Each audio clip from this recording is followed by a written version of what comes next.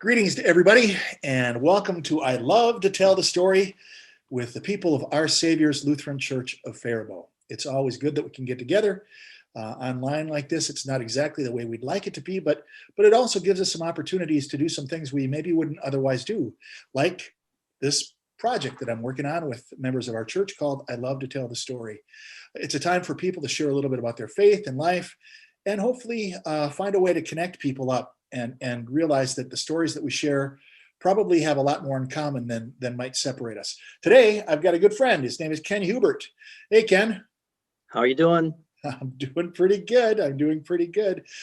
Ken is the president-elect of our congregation. In fact, as of next Sunday, that'd be the first Sunday in February, my presumption is that there'll be a landslide election and there won't be any need to recount ballots. And I think Ken will probably unanimously get elected. And I don't think we need to worry about the Electoral College or any of that stuff, Ken. So I think we'll be in good shape. I've mailed my ballot in.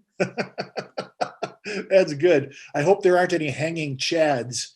That will definitely date me. But anyway, let's jump right in. The idea is to have a conversation. And so first off, Ken, as a member of the church, as a person of faith, just tell us a little bit about yourself, about your life, your family, your work, stuff that matters to you. How far back do you want me to go? Well, I honestly, I grew up in Duluth as a Methodist. Yeah. And I,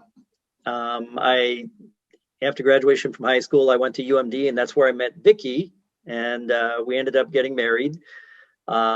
Vicki was a lifelong Lutheran, and so I did the appropriate thing as her husband and became a Lutheran. Yep. From there, we moved to southern Wisconsin, where so that I could teach and coach down there at a high school in Beloit, Wisconsin. Our kids were born there, but we wanted them closer to grandparents, and so we looked for a job in Minnesota and ended up here in Faribault. So I came to Faribault in 1984 to teach and coach.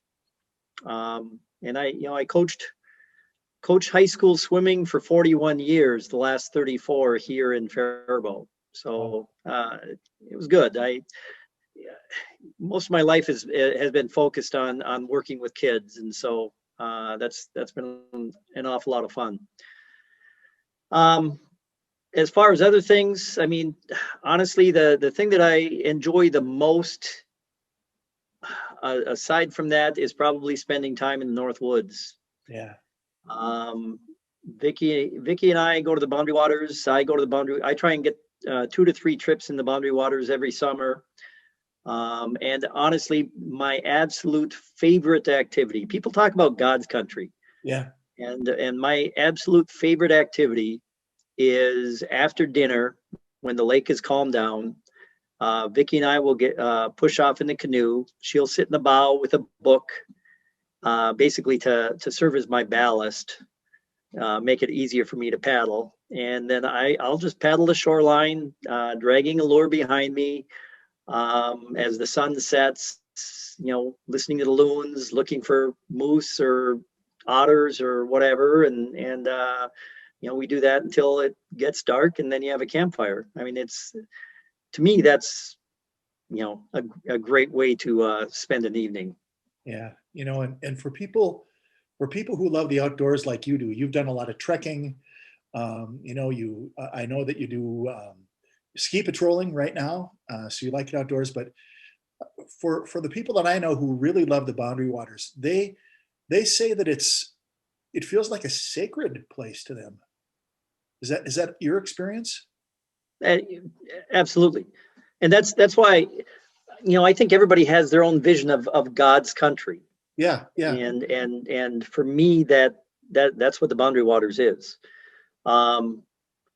You are completely away from city life, city lights, cell phones, things like that. And, when you stay up and get away from the campfire and just look up at the stars, the number of stars and the immensity of the heavens. I mean, it makes you feel small, but B, it really helps you focus on who you are and where your faith is. Yeah. Yeah. Well, so let's talk a little bit about your connection to our Saviors. You've been here for some years, and now you've stepped onto the council, and you're going to be serving as the president.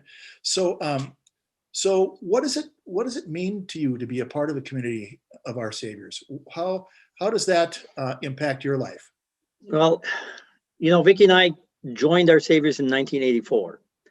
And it's, honestly, back then, things have changed a lot over the years, not necessarily with the church, but back then, most of the teachers in the school district here lived in town, and a large number of them went to our Saviors. Mhm. And so when we first joined our Saviors, one of the first comments somebody made to me at school after they heard that we had joined our Saviors, it was, "Oh, you're going to our teachers Lutheran,"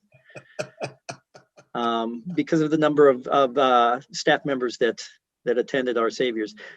And again, the reason we joined our Saviors, and it's one of the things that I love about the church and have loved about the church over all this time, has been the focus on kids. The amount of time and effort and focus that we spend on the youth of our community is tremendous, and that's probably the number one reason why we wanted to be a part of our Saviors, and it's a major reason why we still love to be a part of our Saviors, because of what we see it does for the youth of our community. Years ago, our church council treasurer, Brad Haugen, dressed up in a songbook outfit as Salty.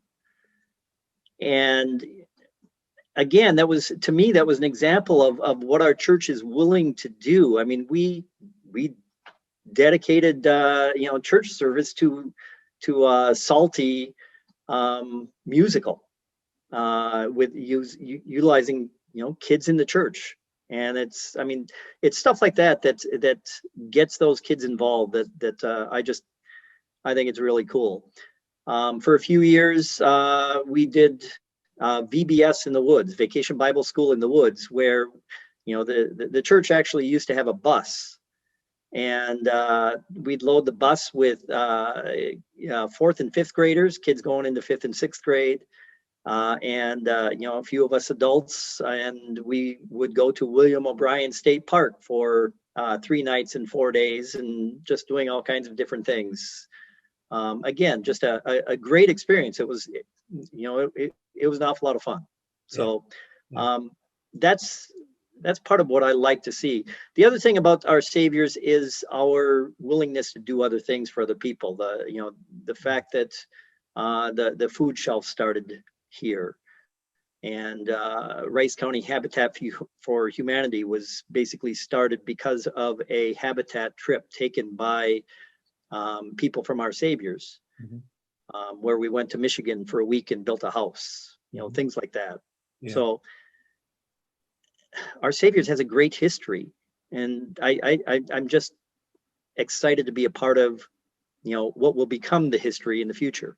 Yeah, I am too. I think the church obviously does have that great history, a great legacy, but I think it's got a great future. I really believe that. I think that God is doing some amazing things through the people of our church, providing us resources and abilities to do things that need to be done. So actually, that kind of leads me to my next question. So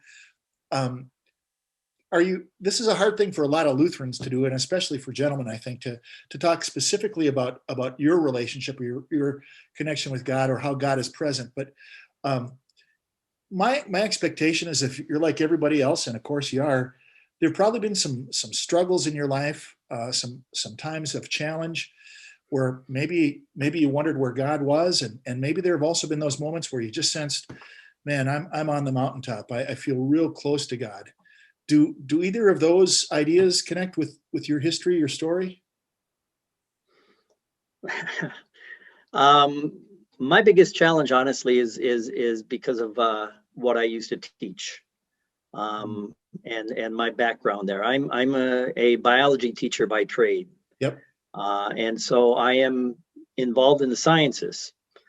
When Vicki and I joined a small Lutheran church, Calvary Lutheran Church, down in Beloit, Wisconsin, when we moved to Beloit, and our assistant pastor, a young man by the name of Larry Fremming, great guy, happened to teach biology also in a nearby community. I mean, we couldn't afford to have him as a full-time assistant pastor, so he had a job and he was a biology teacher. He had people trying to have him removed as a biology teacher because they said that he was an atheist, which was a challenge. And so he actually did did a sermon holding up the biology book and the Bible. One in each hand, talking about that relationship. And that was an eye-opener for me when I was a young guy. We ended up with some similar challenges here in Faribault, and I happened to be science department chair at the time, and it was a bit of a challenge. And you know, I am a person who likes to read and read a lot, and just to give you a few examples, there's a biologist. I think he's at Brown University by the name of Ken Miller. Ken Miller is a devout Catholic, and he wrote a book called Finding Darwin's God, talking about how you can be a person of faith and a person of science at the same time. I've read Richard Dawkins.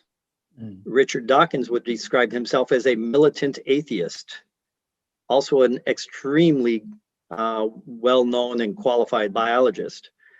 And you have those two areas that you're trying to balance. And because of my experience with our issues here, at times you question where is God in all of this? What should I be an atheist because I'm a biologist, or should I forget biology and only focus on religion? And that's a challenge. Stephen Jay Gould, who was he was a Harvard evolutionary biologist and just a really well-known biologist years ago. He wrote a book called Rock of Ages, and he also in Rock of Ages, and I have the book, by the way, if you'd like to read it at some point. Sure. In there, he has what he calls NOMA, N-O-M-A, non-opposing magisteria. Basically, science, work on facts. Religion, focus on purpose and humanity and value and things like that, and how they should be able to coexist. And that's kind of where I focused a lot of myself. I believe that science and religion can and should coexist. And I actually believe that the disciplines of science and religion can not only coexist, but probably bless the other. One of my favorite books about that whole dialogue, it's written by an Episcopal priest who's a physicist. His name is John Polkinghorne. I mentioned this guy to you once before. I don't know that but name. he wrote a book called Quarks, Chaos, and Christianity. Wow. And he talks about subatomic particles and about the reality of the immensity of our universe, but also how incredibly minuscule it is. And for him, I almost get goosebumps talking about it. For him, it does not in any way diminish his sense of God's presence, or what it does is it magnifies it, because he has come to understand he's tried to understand the complexity of the world, universe, like we all do. But he just said, man, it's good old Martin Luther once said, the house does not build itself. And so the argument there, of course, is one that many will use for the need for a creator. And for me, same thing in college. I had a physics professor who had an astronomy class with him, and he carried the Bible, like your pastor, the Bible, and our physics book, our astronomy book, in, and he said, "Friends, here's the astronomy book. We're going to talk about how this universe works, and here's my Bible, and this is going to help me remember who made this happen. The how and the who." And I still remember that day as being one of those moments where somebody who I am interested in science, I'm curious about those things, and for me, they do coexist. They do bless each other. They really do. So thanks for that. And I think I probably mentioned that to you once when we were talking about this. You told me about your history here. One of the reasons I've chosen to be a Lutheran and remain a Lutheran is that the Lutheran Church, particularly our denomination, doesn't expect anybody to check their brain at the door. In fact, we see our intellect, the gift of intellect, as one of the greatest gifts that God gives to us. And science is one of the greatest tools that God gives to us. That's correct. So listen. So as you're looking to that future, you talked about that a little bit.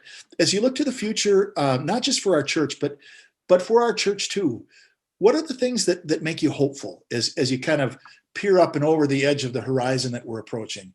What excites you or gives you a sense of enthusiasm for the future? First of all, I believe that God provides us opportunities, and it's up to us to take those opportunities and run with them. Yep. And I think I do believe that that's something that our church has done and continues to do. Just the whole recent opening of Sarah's house. Yeah. And our church's relationship to that, I think just shows that we are still looking for and will continue to look for opportunities to help people in our community and hopefully beyond. The monies that have been set aside from the RISE funds for outreach and some of the things that have been done with those dollars, thanks to the people of our saviors, right. the generosity of the people of our saviors. Those dollars will go a lot farther than they would have buying a few bottles of Diet Coke, somewhere else. But yeah. I just think there are a lot of things for us to continue to continue to focus on for the future. I'm always hopeful. I look forward to what's down the road. And I think that's one of the reasons why I like the Boundary Waters. When you go in the mountains, and I don't remember where I've heard this explained before, but when you go in the mountains and you're hiking the mountains, you can see vast expanses. The Boundary Waters exposes itself to you gradually. You paddle around a point, you go down a river. It exposes all its beauty to you gradually. And I think that's one of the reasons why I like it so much. Well, that's actually a pretty good metaphor for the church. I mean, sometimes we do have to have that mountaintop eagle eye view, right? But there are other times where I think, and you're referring almost to the idea of Sabbath, we need to have those moments where we can be more introspective, where we can look at what's right before us and learn to appreciate that and expect and anticipate the little surprises that are right around the bend. Because I do believe that they're there. And I actually believe that God is waiting for us in a future that's prepared for us. So one last parting thing. Is there anything that you'd like to share with the people of our Saviors that we haven't had a chance to visit about, talk about? Any parting shots you'd like to share with our crew? Speaking as part of the COVID committee, one day we will be back together. And I look forward to that day. And I hope everybody else does too. Yeah, me too. Thank you, Ken, for doing that. Ken has been our intrepid leader of that group, meeting virtually every Wednesday night for almost a year now, taking a look at what's going on. And it's been great to have his scientific approach, but more than that, also his teacher's heart to help our folks understand what's up. And I need to say thank you for that, Kenny. And thanks for this conversation. I really appreciate it. And so rest of the week, you're going to go do some skiing, I understand. Is that true? Yeah, we're heading up to Giants Ridge for the weekend. Good. Enjoy it. Thank you. Well, hey, thanks and blessings to Vicki and your whole family. And thanks for this conversation. And everybody, thanks for tuning in. The hope is that each and every week we're going to have an installment of this I'd Love to Tell the Story. And we'll get to know more and more about our membership at church, but also hopefully find some words that might be inspiring to us. And Ken, I think you have accomplished that goal today. So thanks, man. It's been fun. Peace. Be well. Bye-bye.